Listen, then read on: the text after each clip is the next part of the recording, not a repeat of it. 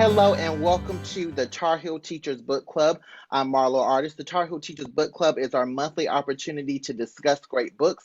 Each month we're joined by a wonderful panel of North Carolina educators who love dissecting great texts. We'll start our introductions with our colleague from Watauga County. Hi, I'm Kim Dunnigan. I teach in Watauga County. I'm a sixth grade teacher, and this is my 24th year teaching.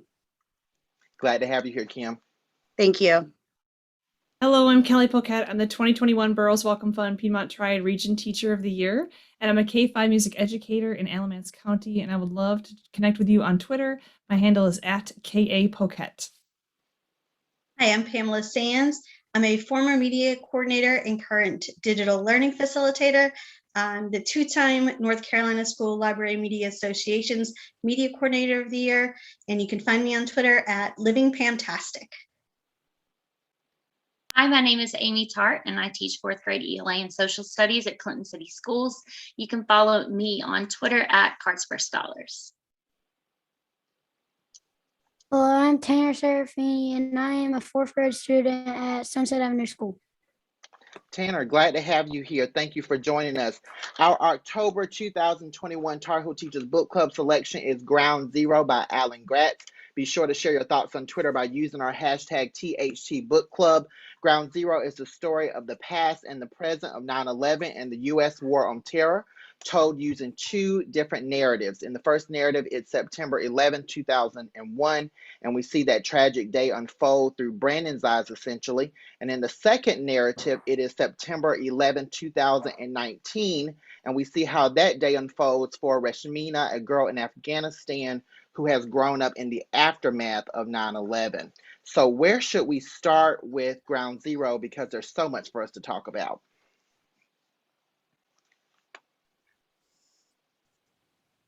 So I'll start. Alan Gratz is one of my favorites. I first got introduced to him when he came and visited my school in Sampson County and talked about League of Seven.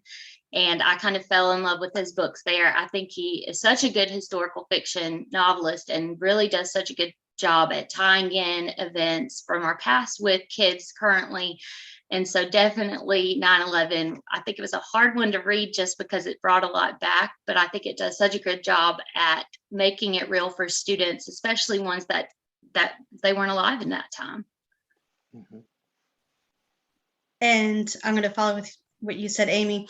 Alan has come to our school previously to my former school, and he was quickly one of our kids' favorites in middle school. But even the students now who did not get to enjoy his visit, like his books still fly off the shelves. And I think this was such a timely release with the 20th anniversary. And like you said, the kids who weren't alive during this to get some kind of, not firsthand because it's fictionalized, but really, somebody their age, the perspective of what was happening that day, I think was really powerful. And I think that perspective carries over not just to people Tanner's age, but to my age. Like I was, of course, alive when that happened, and you hear the stories, but to really hear it from that kind of viewpoint of a child and like adults going through it, it was rough. Like it was good to read, but it was hard. Mm-hmm. This was a really good book for my students to be able to sit down with parents and have these conversations about books that I think a lot of our students aren't sitting down and talking to parents about books. But this was a really good bridge building for talking about books, but also talking about, well, what do you remember, and where were you, and how did this affect you? So that was a really great thing to share with families. The school system I teach at is right outside of Fort Bragg. And so when it happened, our students and our families were very much affected. But even today, the families of the kids we teach were very much affected by 9/11. So it's pretty powerful. Tanner, I want to know what you thought. Had you known a lot about September 11th before reading this book, Tanner? Yeah, actually, I started with Prisoner B 3087, and ever since then, I've just not stopped reading his books. Like, most of the time when I go to the library, I'm either checking one of his books in to grab another one of his, or checking a different book in to get another one of his. He's going to have to start writing faster. What was it about 9/11? What was it about Ground Zero that you really liked, Tanner?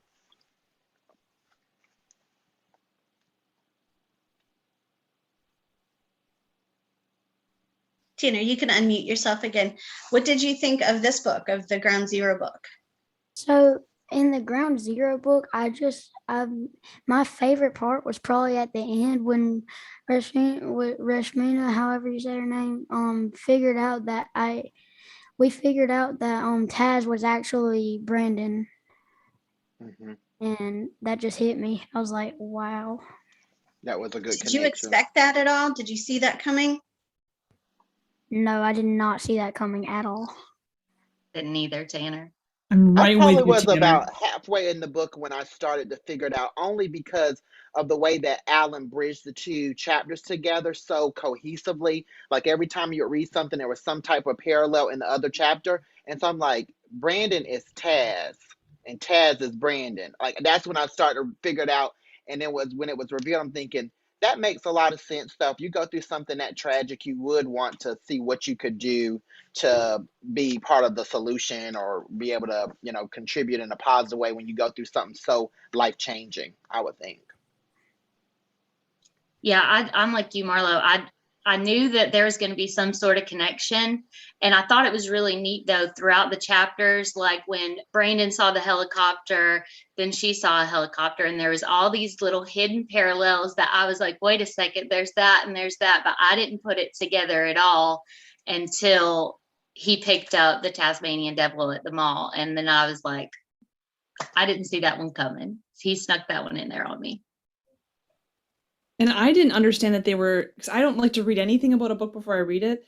And so maybe it was in the jacket cover, but I didn't get that they were 20 years apart. See, I didn't get that either at first. Yeah. I thought it was just me. And so it wasn't until the Tasmanian devil part that I'm like, oh, I was so obtuse. Like, how did I not realize the different time periods? Sorry, Kelly, I didn't mean to cut you off. No, that's I feel like we're all like feeling the same thing. I feel like we all had this moment where we went, what? It's the same person? Yeah, it made I a lot of my sense. mind was going to like her, like it was in the same time period, and then flashing forward, maybe she had grown up to be like the interpreter, and like it was going to come into some like connection that way of like him being in the military and her being an interpreter. That would have been interesting.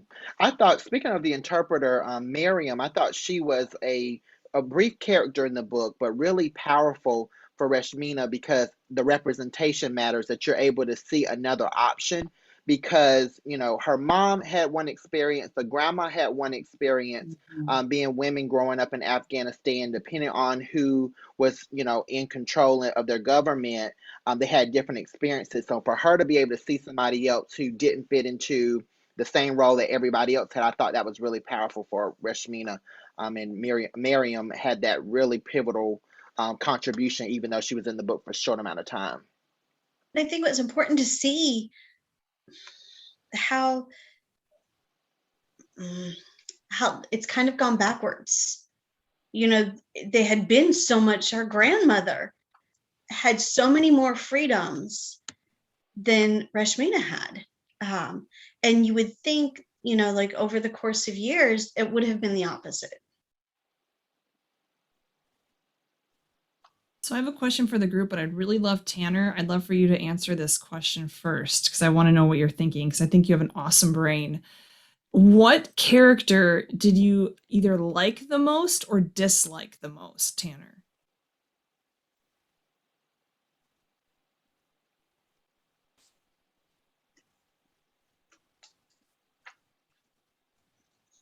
Did you hear it, Tanner? No, I'm trying to. Could you send it in the text thing because I did Yeah, not. Tanner, I will gladly put that in the chat. And then you can think about it when you're ready. Just let us know. Anyone else, favorite or least favorite character? Okay. I thought there were some interesting characters in the book. Richard was a very upstanding character, just because he took on someone he didn't know and was able to really see him through this entire process. Brandon was a very interesting character, um, but still, it keeps coming back. One of the characters that really I keep thinking about is Passoon, because with him having that having that attachment to the last gift that he had received from his sister who died. So it shows that he really loves his family. But then when it comes down to the revenge and the hate that he had for Americans, he sold his whole family up the river. So I'm like, how could you have that much love and compassion for your family and you hold on to that sentimental thing because it meant so much to you, but then you're willing to just get rid of everybody else in your family for revenge? That was devastating. And up to the last second, I was like, no, like, don't do it. And then he did it. Yeah, I just, with the research that Alan does, you have to wonder how often that does happen in families that are in situations like that. Not just talking the Middle East, but in other situations where you love your family, but the peer pressure of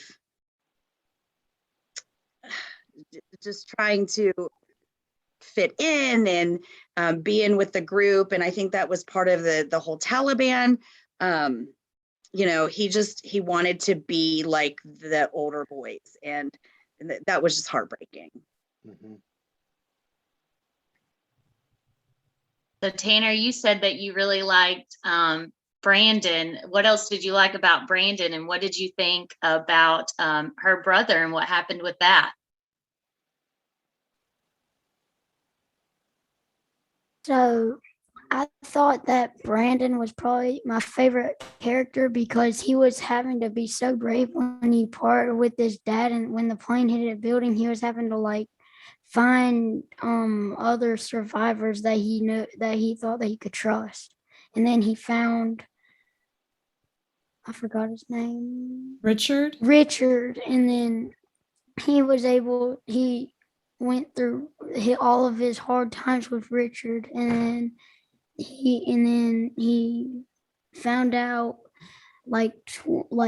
he found out a few years later, or I don't know how long it was later, he found out that his dad was like not alive anymore. So he was living hard times with his mom and his dad both dead. Mm-hmm. That was tough.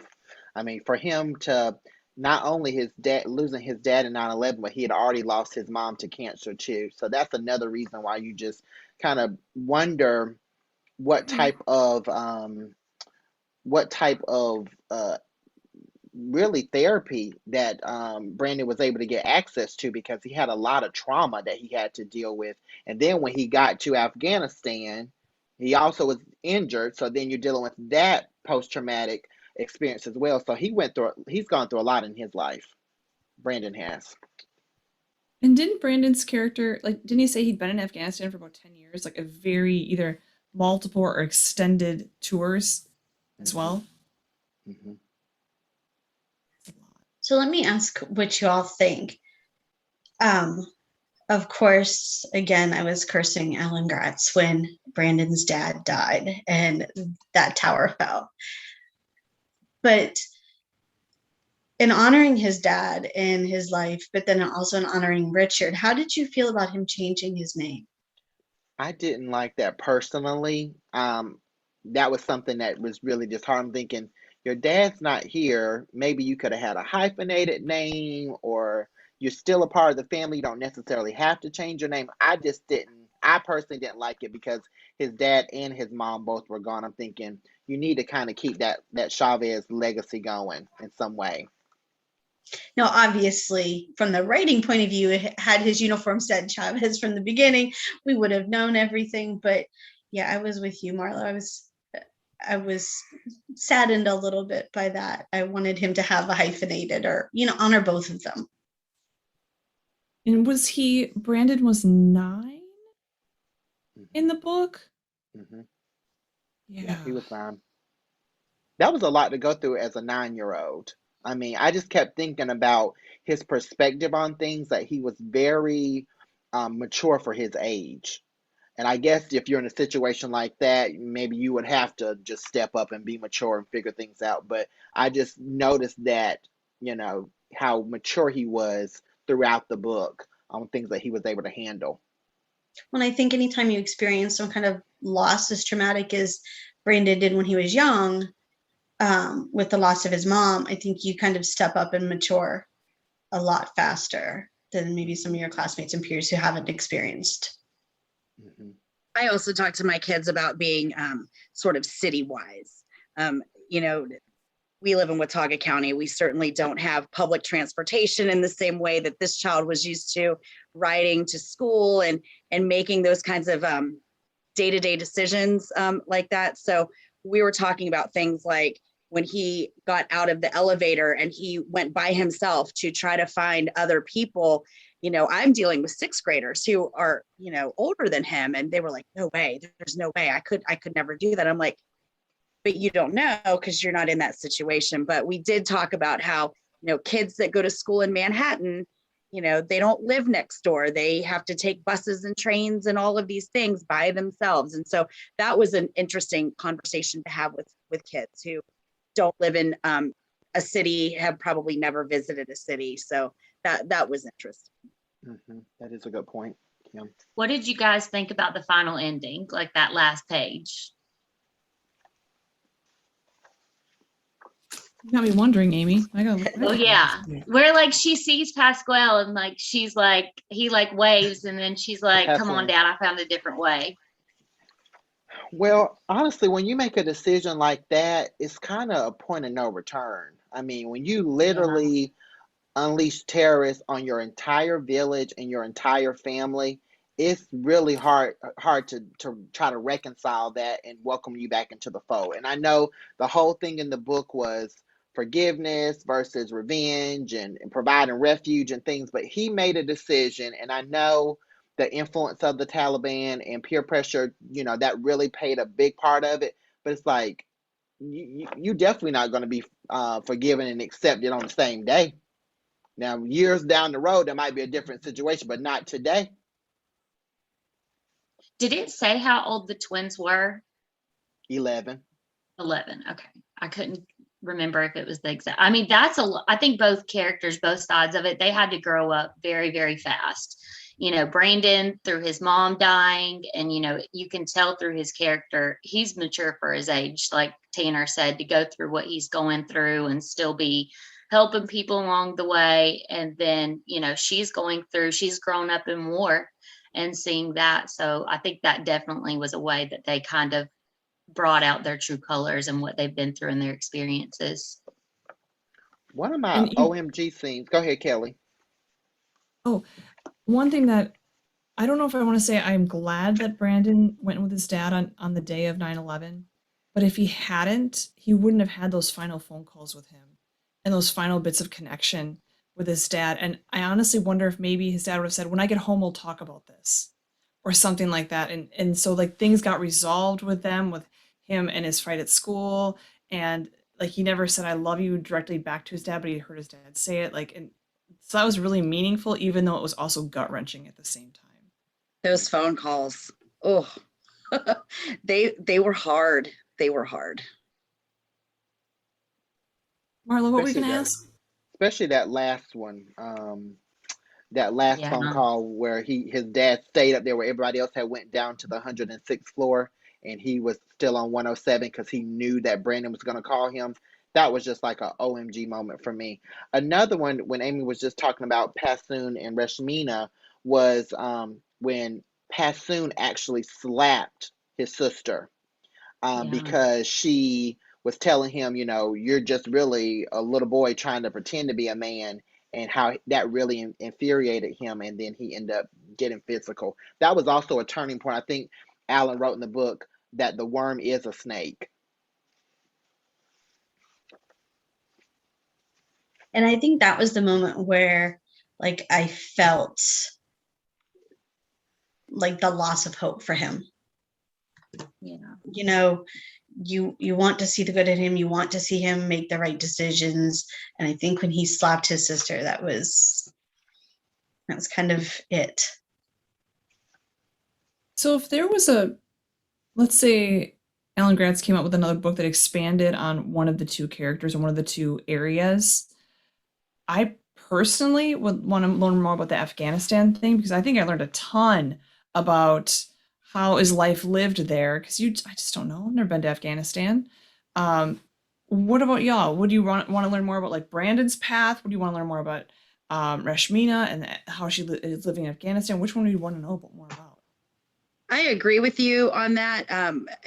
And even connecting to Refugee, Mahmoud was the character in Refugee that I was like, we're living at the same time, and I know so little about what's happening to the children right now in Syria. And I think exactly in the same way, the things that are happening in the Middle East, it's on our news daily, but I don't know that we're seeing it in such an intimate light as the way that Alan is bringing characters to light. And not that these are actual people, but they're pretty close. So I agree. I think more Middle Eastern directed books would be fantastic. And I think our kids would enjoy them.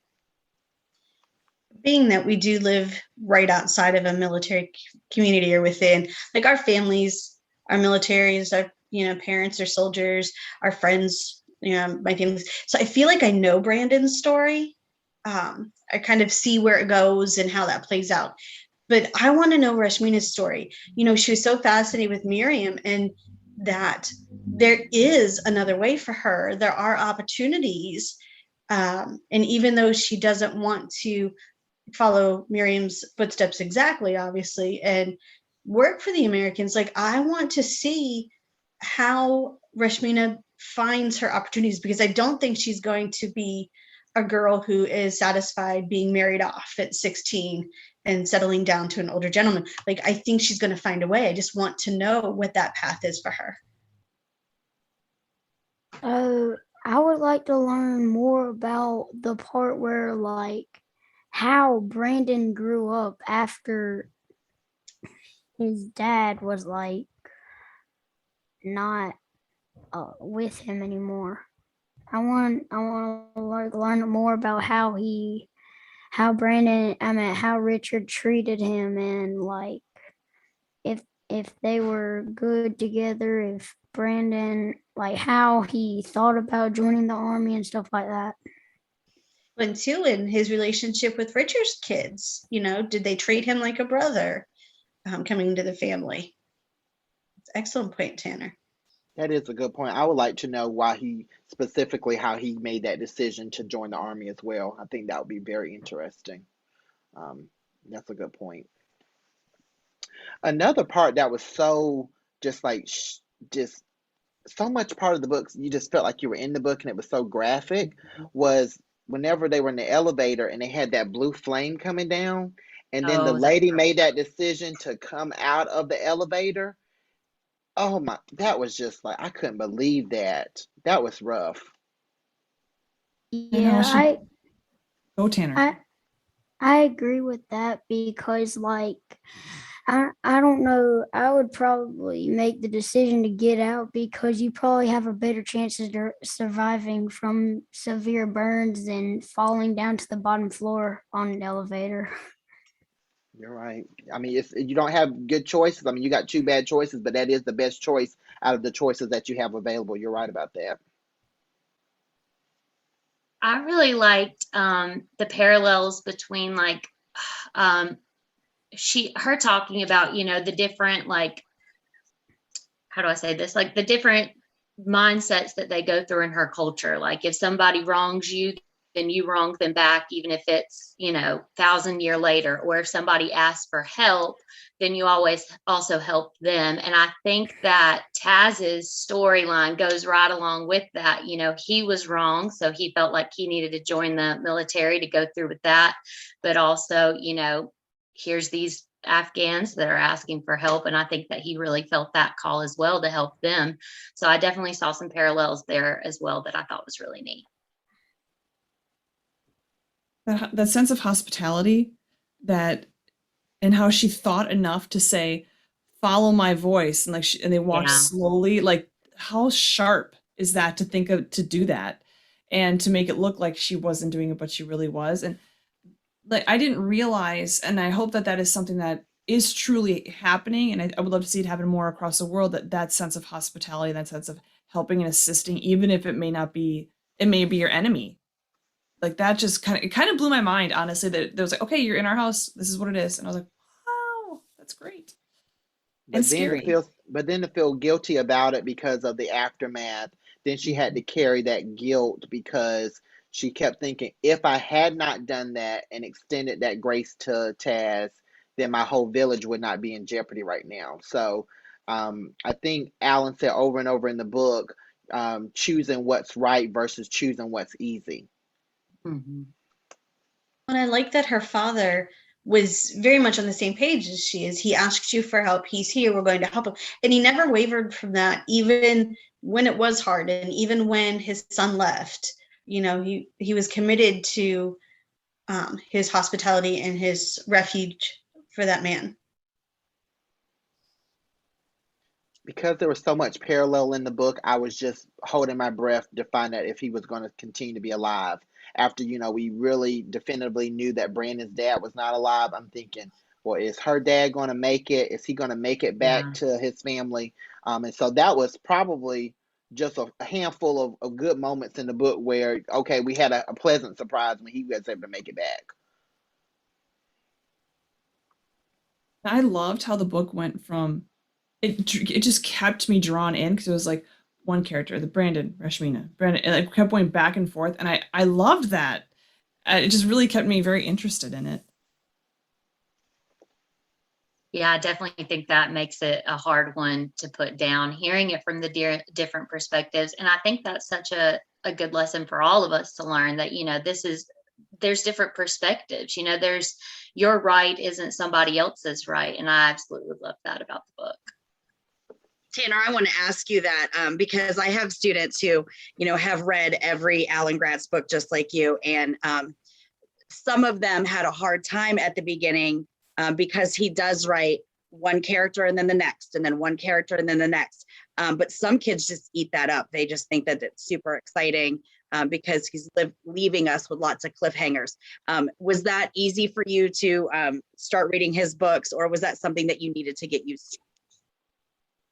So I think like I don't understand why I don't understand why Rashmina still believes in the American army and how they're good and stuff because of what they did to her sister back a few years ago. That's a great point, Tanner. Now that was a very sad part. I kept writing throughout the book what happened to I think her name was Hila, like what happened to her, and then to find out that it was on her wedding day, and then she got killed, and it was by the drone. That was another tough moment. But I like the back and forth that it had, the different, going back to what you said, Kim, that we had the what was going on in 2001, what was going on in 2019. It really kept the book moving at a good pace. And then because of Alan's decision to have the parallels in both of the chapters throughout, you can see the parallels. It just fit together so well. Any other thoughts about Ground Zero? I mean, so much wonderful things happening in the book in terms of just helping us to think. It's about a tragic situation, but really just helping you to kind of think through what has happened and what is still happening. I think one of the things that I'm sorry. Sorry. One of the things that you think about 9/11 and how quickly everything escalated. I think we were all alive then. I was in my third year of teaching, so I was watching things unfold on my computer, hiding at my desk. But for Alan to be able to take literally like 30 minutes of time and make it into an entire story, and just, it was in that almost like a slow motion that you feel like if you've ever been into a car accident or if you've ever had something happen to you and it's really fast, but then it feels very slow. That's how I felt reading this, because I was like, I know the time frame. I already know the time frame, but we still have a whole book to go. And so that just to me was super fascinating, especially as I was teaching my kids the timeline. They were like, wow, that was really fast. But, we read an entire book about it. So kudos to him, because that had to have been hard to do. Yes, I know it was so hard to put this together, and we're actually about to take a break, and when we return, we're going to be joined by Alan Gratz, and we have an opportunity to talk with him about Ground Zero. We'll be right back.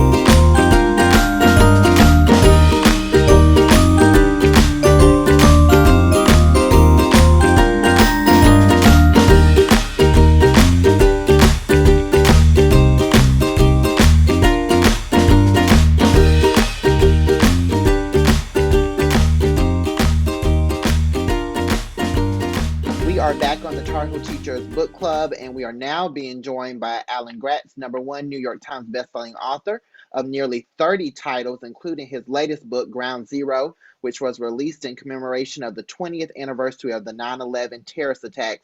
Alan, thank you so much for joining us to talk about Ground Zero. Thank you guys so much for talking about this. I'm super excited to be with you. We're really glad to talk with you about this book. So Ground Zero is a fictional account of a day that many of us will never forget. Can you talk about the research and planning that it took in order for you as a fictional writer to approach such a monumental historical event like 9/11? Yeah, it was a big deal to do this for me, because there are mountains of research that have been done about 9/11. Because it was such a huge moment in American history, because it impacted us so hard, because it has been examined and re-examined and re-examined. The New York Times, it's their account. It happened on their turf, at least the Twin Towers part of it. And so they made a point in particular of like doing every bit of research they could on this. So they followed up on all the people they could to find out who they were when they were, the people who died in the buildings. They listed all the 911 calls.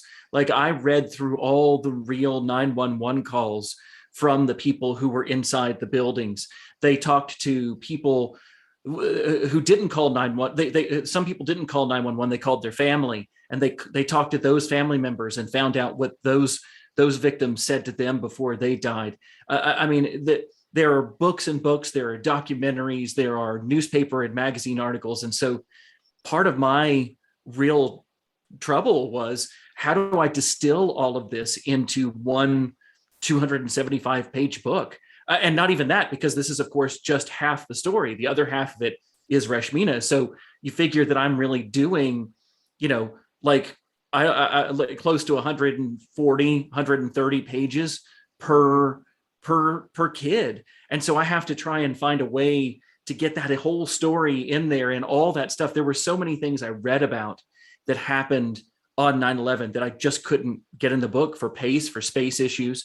And of course, I don't talk about the attack on the Pentagon. Not in, I mean, I do in the author's note, but I don't show that in the story, and I don't show the plane that crashed in Shanksville, Pennsylvania. There just wasn't room for those. So I read and read and read and had to say, like, okay, I have these pieces of the story that I think are essential for telling this and for getting across what it felt like that day to be inside the towers, and I got to go with that, and so much else had to go away. And the thing about that, Alan, you gave us just enough, and then I found myself wanting to go and read and look at documentaries and things. So the things that you chose was so vivid and enough to really whet our appetite and let us kind of explore on our own. What questions do we have for Alan? To go along with that, there is a lot of things out there about 9/11 and easy to get information. How did you get the information about life in Afghanistan, both now, but also back where, like, how it was different when her grandma was growing up? Yeah. So learning about Afghanistan, on the one hand, things like how life was for Rashmina's grandmother, that is stuff I got from history books. I mean, that was a couple of generations ago. And so that was a different era in Afghanistan's history that I could read about. For the stuff that's happening to Rashmina now in the story, that was happening while I was writing the story. I mean, I set the story in 2019, but I actually kind of started writing it in, I guess, 2018, like the end of 2018. And I set it in 2019, but then had to keep an eye on what was going on. So I had to keep up with things. I was constantly, checking to see the state of the war. Were we as the United States going to withdraw from Afghanistan, and would the war end before the book came out? I didn't know. So I had to pick a time when I knew. I had to pick a time before the book would come out, so that I wasn't making predictions about the future. I was writing about things that happened. So for that, of course, the war in Afghanistan had been going on for almost 20 years. It ended right before the anniversary of 9/11 this year, but it was almost 20 full years. So there's been a lot of reporting on that. There are already documentaries about that from 2010, because that was the middle of the war. So I had things like that, resources, books, and documentaries, but I was also really lucky to have connections with UNICEF. Because of the book I wrote, Refugee, I've been doing a lot of work with UNICEF to help raise money for them, to help raise awareness for them. And I was able to contact them and say, I know you've got people on the ground in Afghanistan. Can they tell me a little bit more about what's going on? And they put me on a Zoom call with the people who were in Afghanistan. And I was able to talk to them about what life was like for kids right that moment. But there are a lot of people doing amazing work, particularly contemporary journalists who were in Afghanistan and covering that, not only that war, but its effect on the Afghan people. And so I really leaned heavily on that research.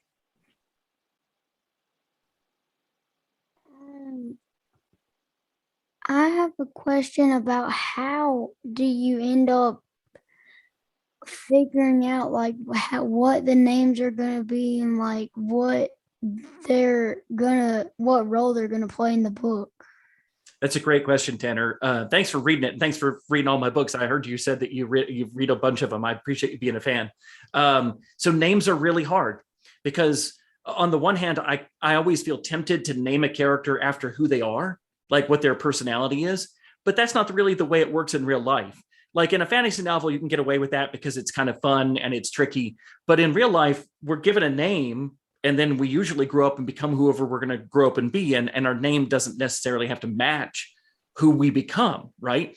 So for me, I have to instead look at names that people would have been named at the time I'm writing about. So like, for example, Brandon was a popular name 9 years before he shows up in my story. So I looked at names of character.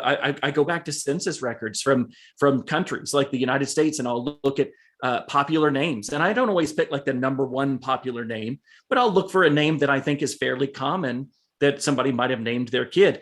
for a place like Afghanistan, I sometimes they don't have census records. They don't have the kind of record keeping because their country has been involved in wars for so long. There's just not records like that. So in that case, I actually go back and I look at famous people from a country like Afghanistan in the past, and I look for interesting names. I don't use the same first name and last name as a real person because I'm not writing about real people. I'm making up my characters, but I try to find like, oh, Rashmina is a real name that girls were named in Afghanistan, and try and find different names for their family members. I never want to make anything up, right? Because I don't want to make something up that sounds Afghan, because that would be really insulting to Afghan people. So I always go and look for real names. Like when I wrote a book about Japanese baseball players, that was my very first book, Samurai Shortstop. And I went back to old baseball rosters from the 1930s. And I took the first names of all the baseball players and the last names of all the baseball players, and I mixed them up. And I just gave those names to my characters. So they all had Japanese names that were based on baseball players, but they really weren't the real names of baseball players. How do I decide what characters are going to be like really important to the story? I always think about my main characters first. So I knew that Brandon and Rashmina were going to be my main characters that I wanted to write about. But then I started to build their families around them. And sometimes it's a part of the plot. Like, for example, why does Brandon have to go into work with his dad? Because there's nobody else to take care of him. And so that starts to build his family for me, that his mom is out of the picture. Are they divorced? Is she dead? Why isn't she in the picture?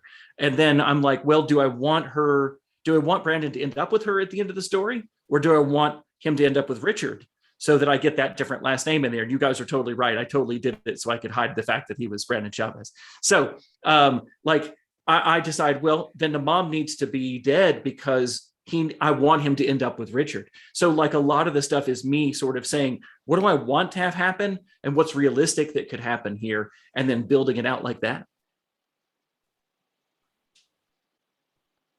So I was able to go to Elkin Middle School a couple weeks ago, and they're reading Survivor. And I asked some of the students, I'm like, which character do you like? 'Cause I was reading Ground Zero at the same time they were reading this, and they all could articulate, I like this character for this reason. So it made me wonder, when you're writing these books, clearly you're passionate about the topic about it, but do you have like a clearinghouse or like a group of people who are your readership that you go to and say, what do you think of this idea? Would you be interested in this type of book, to find out what your readers would like to know? Sure. I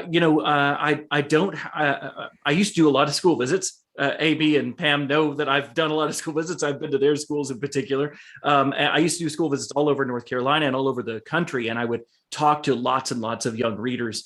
And so that's where it was actually young readers who kept saying, when are you going to write a book about 9/11? When are you going to write a book about 9/11? That prompted me to write Ground Zero. I've really kind of shied away from it because as Marlo said, like, it's a whole lot of research. Like it was daunting in that respect, but it was also something that I lived through as an adult, and it was really emotionally scarring for me, and I worried about that emotional impact of writing it, and so I kind of stayed away from it. But it was actually young readers who said, "Will you write this book?" And it was finally when I realized that my own daughter she's 19 years old. She is a sophomore in college, and she was born the year after 9/11, right? Like she's already in college. And I was like, oh my gosh, if you're in grade school, if you're in middle school, if you're in high school, if you're in college, you weren't born then. And even if you were born then, you might've been so young, you don't remember it. And I realized why so many young readers were asking me for a book about Ground Zero, because they wanted to know more about it. They had vague ideas of what happened. So I don't really have like a test group. I don't have like a beta readers or anything. I have my editor. I've got my agent. I've got my wife, who's probably my number one and best reader. And I run all my stuff by them first and talk about those things. But it's really young readers who continue to write me fan mail or see me at conventions or school visits and say, we want more books about this and about this and about this. One of the reasons I write so many World War II books is because I keep getting letters that say, we want more World War II. We want more World War II. I'm like, okay, you got it. So, Alan, one of the coolest thing I think about you is you really turn non-readers onto readers, becoming readers. And I see that in the classroom all the time.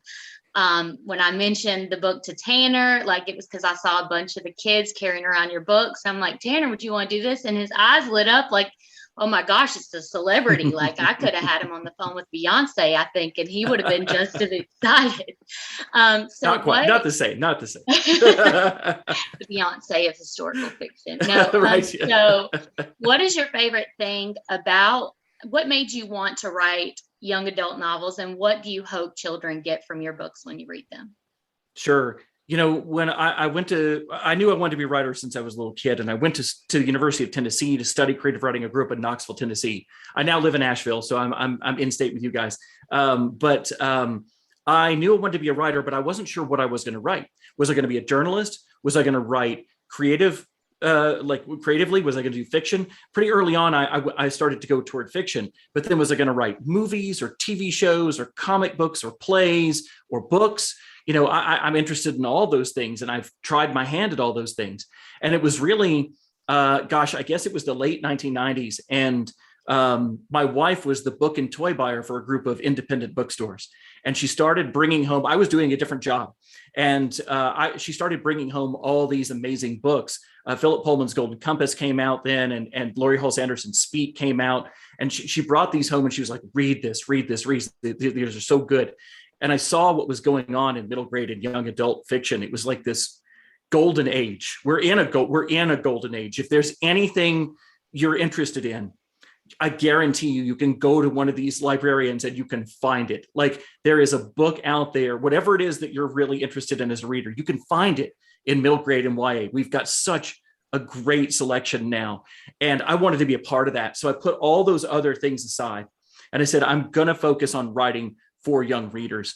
Why young readers? That's part of it, the inspiration. But I actually was one of those rare kids who really liked middle school. I know, I'm weird. But I was totally oblivious for one thing. I just totally didn't feel any peer pressure. I was just a crazy nut. And so I was just doing my own thing. And I was oblivious to all the peer pressure and all the stuff that people hate about middle school. And I remember that time though. And I remember that there were things that I cared about and that I worried about. And I appreciated those books that took me seriously. Like I was super afraid of dying when I was a kid. I just had this irrational fear of dying to the point where I wouldn't go to sleep at night because I was afraid I would die in my sleep. I was super afraid of it. And then I read Tuck Everlasting in 7th grade. And that's a book that really seriously addresses living forever versus like the cycle of life. And it didn't change my mind. I still don't want to die. But it was the first book that I read that sort of treated me seriously. It was a book that I knew was written for me. It was written for kids. But it said, I hear you. I know you're worried about this, and let's talk about this like adults. And I've always remembered that. And that's always the kind of book I want to write for young readers. I want to write a book they can't put down, but I also want to write a book that takes them seriously because I know that they are, on the one hand, they want to go out and just play kickball and play Minecraft and do all kinds of goofy things. But there are also moments where they're thinking about like the heavy stuff in the world, because the world's coming at them faster now than it ever was before. So I want to write books that they love reading, that compete with Minecraft, even if I can't beat it, and that take them seriously the way that I felt when I was a kid. That's great. Kim, you have the last question. Go for it. So, Alan, I was introduced to your books through Global Read Aloud when we did Refugee a couple of years ago. And of course, I've been hooked ever since. And I'm to the point now where I can't use Refugee anymore because the kids coming into my classroom have all read it. So, oh no.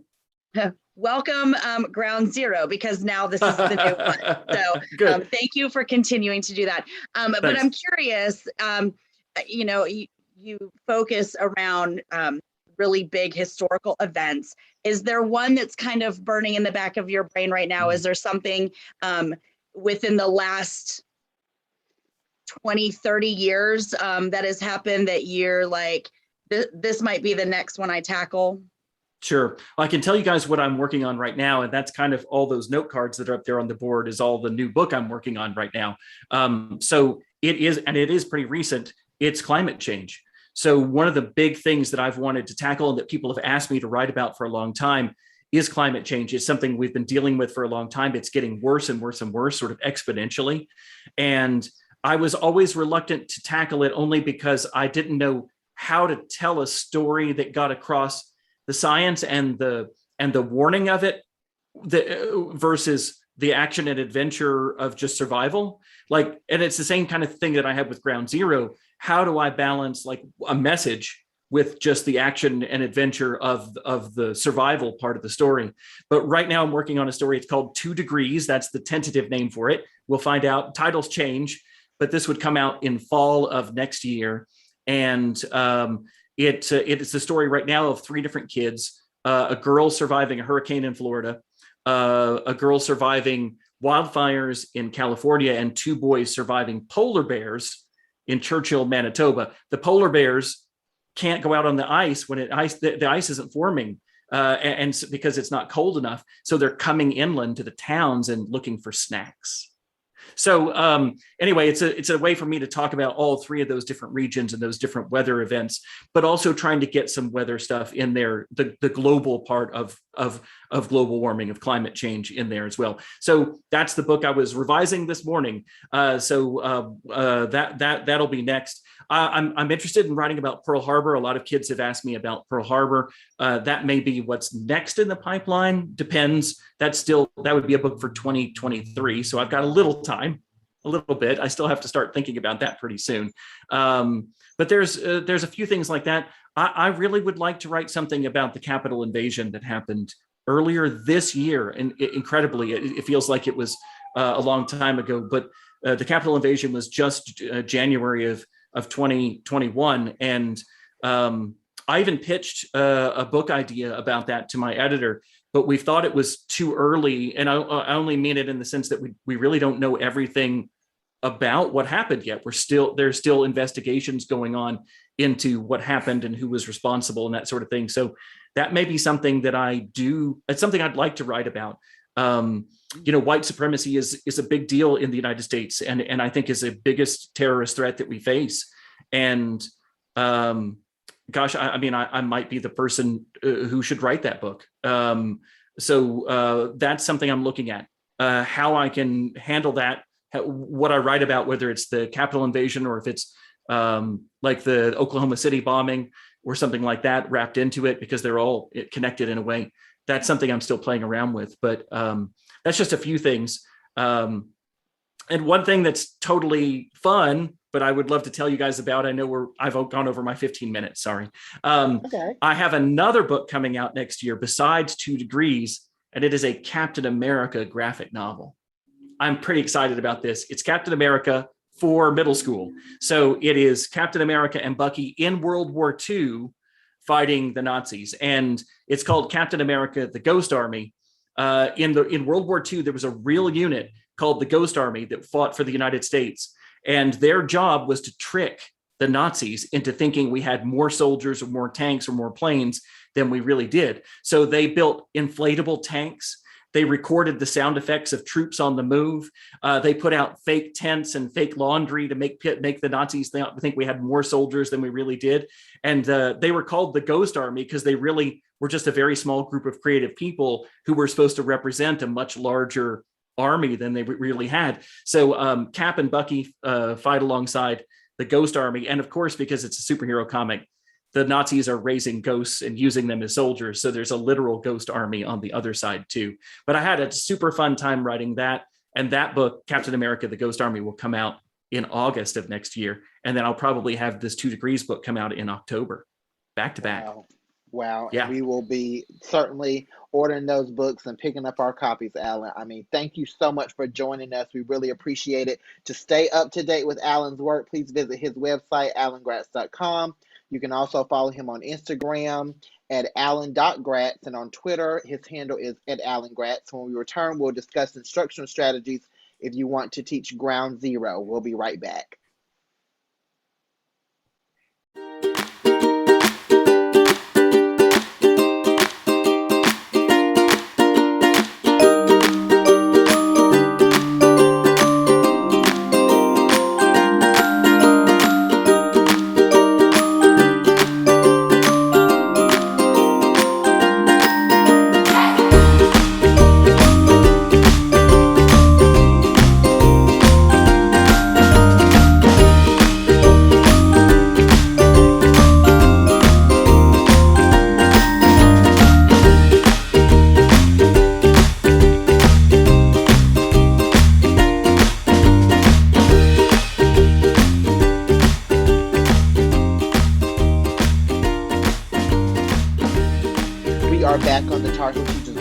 And now we're going to share instructional strategies if you want to teach Ground Zero. So what ideas do we have about how we can help bring the book to life in the classroom?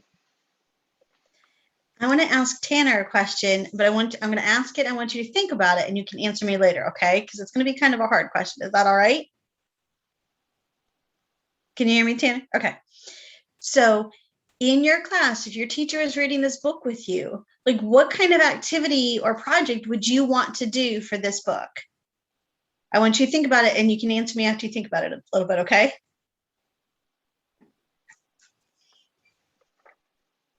So I took the opportunity at the end of last school year, when this book first, hit the shelves, to do our research paper, our writing research on 9/11. But I kind of left it very open-ended for the kids. I used the website 911memorial.org as sort of my focal point. And one of the things that I think they do a really nice job of in there is bringing to light survivors. So there are survivors that are first responders. There are survivors that was, one of the interesting ones was the high school principal of the school that was just 2 blocks away. And she was getting ready to go into the mall and buy herself a watch battery. I mean, like something so plain and simple. But there were lots and lots of survivors there. And so we listened to their stories as a really great way to open this up. And there's a lot of tragedy and there's a lot of things that if the kids went down the YouTube rabbit hole, they could find lots of graphic and gross and, whatever. But I wanted to focus on the helpers. And the people that survived and the ones that lived to tell about it. And so they were able to see all the survivors that were on this website. They were able to listen to first responders. They were able to look at the Pennsylvania Flight 93. They were able to look at the Pentagon and then choose what area interests them the most. I had some kids that really wanted to learn about the Taliban. That was just something that interests them, not in a weird way. They just thought, I don't understand this. I need to know more. And then some people took some of the survivors and really did a little bit of research on them. So that was really neat. But we did this as our end of the year research paper. And we use this as sort of the parallel text that went with it. Mm-hmm. That's good. So I think the book, my teacher, my ELA teacher, she told me, so we were doing this project for books. We could choose a book to do a project on, and I chose Ground Zero because I knew that it was by Alan Gratz and it was a new one, so I thought that it was going to be good. And then I picked that one, and I made my project on it. What kind of a project did you do? I wrote like a little comic book about it. Very cool. That is So neat. are you an artist too? Because one of the ideas I had for doing it was having students design a monument. Before we introduce the monuments, like how would you memorialize this place, or what would you do in honor of all of the people who were involved in that, and have the students design a monument. And then they do have a virtual tour online of Ground Zero in New York. And so then after we did that, we could take the virtual tour and see the monument in the museum. Like that. So often we've mentioned tonight or today, whenever you're watching, the different parallels that happen in the book. So I think it'd be first, like, let's explore those. Let's explore what are the parallels, like the helicopters in each one and the twins and the twin towers and those type of things. But then it also kind of makes me think, what could we do past this book that connects to how the way the book was written? And what if you had a student Tanner's age who could go to their grandparents and say, okay, so when you were my age, what were some things that you did in school and find parallels? and kind of use that theme of parallels to make connections with other people. I like that idea. My mind goes straight to our fourth grade standard of point of view. And that's always a really hard one for kids to get at that age, is point of view, first, second, third. And so I think this book does a really good job with showcasing how third person limited can really affect the storyline. So that was one thing that I would really want to do with the book, is really have the kids do a deep dive of how their point of view is different depending on which chapter you're on, and having them do a really big analysis of that. But then also seeing Alan's wall background, I think it would be so cool. I really want to do that in my classroom now, like have a big wall in the back where we can just jot up all our thoughts as we're reading along. I think that would be super cool for the kids. That would be cool. Visual think tank. Yes, that is cool. Actually, I saw a teacher posted on Twitter where she had them to do pressure maps where they actually documented the conflict in both, narratives, and had that particular visual to go along with it. And of course, they had to have evidence and quotes and things from that, just so that they could see the conflict, in a representative way, a graphic organizer. I think one thing that I had to do prior to going ahead and reading this book was giving them some background. Most of them, we live in the mountains. So most of my kids, Charlotte is the biggest city that they've seen.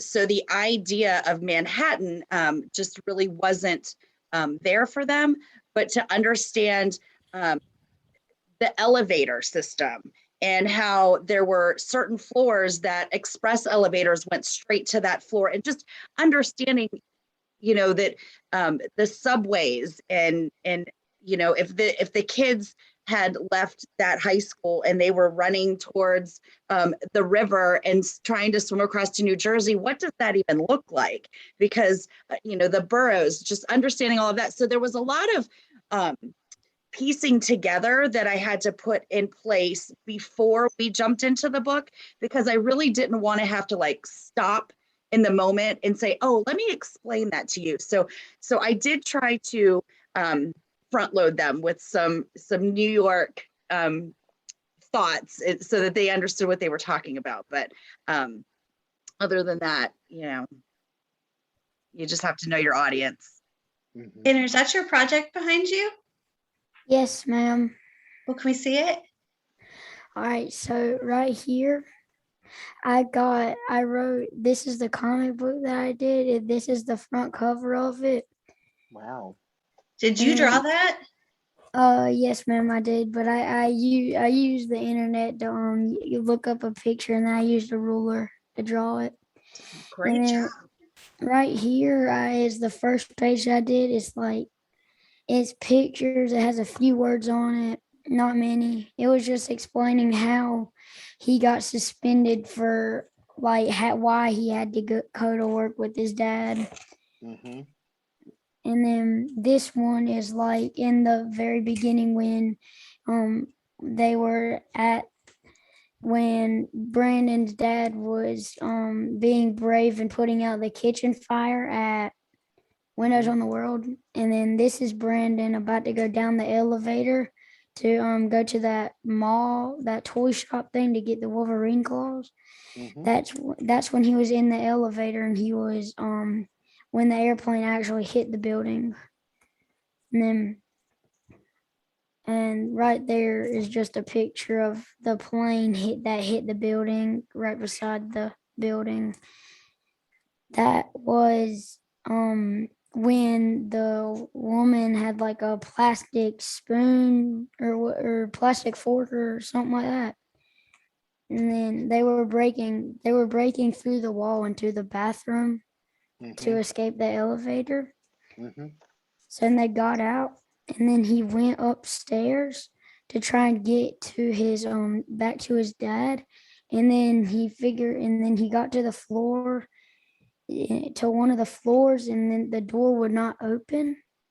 So then he went back downstairs, and on his way down, he met a nice man named Richard. Mm-hmm. And then Richard gave him a bandana to keep the smoke out. Then when they had walked a little bit, when on that like on like the 97th floor, when he thought that he saw the person falling out, like out of the side of the building. It's right there. Well, Wow. yeah. And then him and Richard, when they went downstairs, they ran into a horde of people trying to get out when they were going into like the underground basement thing. And then hours later, when they escaped onto the streets, they were saying, they were like running fast, stuff going run. And then he went to Richard's house, and then they were watching the news, and it was telling them about what happened that day. Wow. Tanner, you did a great job on that. What you had to get an excellent grade for that project because you did a very thorough job on it. Very well done. Fabulous. There's some Awesome. other thinking about his visual representation of it. There's also some really good picture books that I kind of like to use as mentor text for 9/11. 13 Cows for America is wonderful. This very tree, 30,000 stitches. So there's a lot of really good picture books to tie in with the novel. I think things like that always do a good job at kind of bringing a big novel and everything together. hmm And there's some great documentaries out there too. I've watched a couple. One that I thought was really fascinating. It was just released on Apple TV, Inside the President's War Room. And it actually, you have all these interviews with individuals, senior officials in the Bush administration, and they actually recount what happens on that day, and you actually can see it from that perspective. And then there's another one about Studevant High School, which is 3 blocks from the World Trade Center, and it's all of these individuals who were high school students at the time and how 9/11 has affected them. So when you got the picture books, you got the documentaries, you got the informational text, it's so much that you could do to really make sure that students have a comprehensive understanding on what happened on 9/11. As a teacher, if you have not seen the documentary called The Second Day, I recommend that one. It was written by a student who was a kindergartner, and it was his second day of school. And it was when he was 15, he wrote it. So 10 years later. Very, very interesting. As a teacher, you're gonna fall in love with the kindergarten teacher because he had an amazing job to do that day. Awesome. Alan did Kelly, such I an. know that Go ahead, Amy. You Kelly, got I a know last that comment. I was waiting for you to think about what music things that you're going to do with it because I loved the "This Land Is Your Land" and "God Bless America." So I was like, oh, I bet Kelly's got something for this. You know, I hadn't really thought about those before because we know it's Woody Guthrie and it's just like not quite from that era, but what music has come from Yeah. 9/11? I mean, you think Toby Keith, you think like all these different things that came out that almost became new patriotic anthems because of what happened with 9/11. So yeah, absolutely, Amy, something like that. And just I loved how Pam bringing in the monuments and creating a monument, and not just a monument for 9/11, but like what about a monument for like we haven't really discussed Rashmina at all, or like the Afghan angle. And I'm not saying necessarily a monument, but like how could we address that too? Like how can we address that aspect of it? Because I think we have so much on 9/11, and so many of us lived through it that it's so personal. But the Afghan part, it's something that we also really need to consider too, because we have students in our classroom that are of that descent, and if they're not, they're going to meet people that are, and we want to have that understanding and have that inclusivity that we get where people are coming from too. Yes, Bloomberg has a really great piece about how the gender roles have developed over time and continue to develop in Afghanistan that I was reading, and even with the nomads, the Kochi nomads, I even found myself reading and looking at materials about them and their experience too. I thought that was very fascinating. So much that we could explore if you are teaching this book. We want to thank everybody so much for watching this episode of the Tar Heel Teachers Book Club. We look forward to seeing you next